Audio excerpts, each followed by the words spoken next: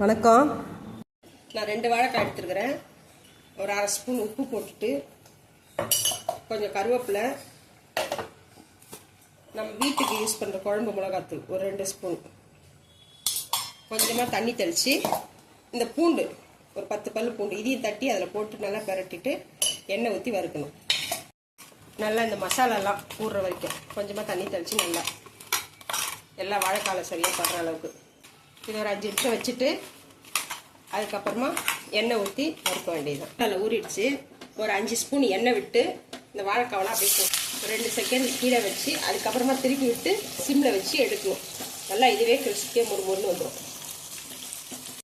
பார்த்தீங்கன்னா முதல்ல கொஞ்சம் நேரம் ஸ்பீடாக வச்சு அது தண்ணி இழுக்கிற வரைக்கும் வச்சுட்டு அதுக்கப்புறம் சிம்மில் ஒரு 10 நிமிஷம் வச்சு பரட்டி எடுத்தாச்சு. நல்லா முறுமுறுன்னு வாழைக்காய் பொன்னிறமாக ரெடி. வாழைக்காய் வறுவல். தேங்க்யூ.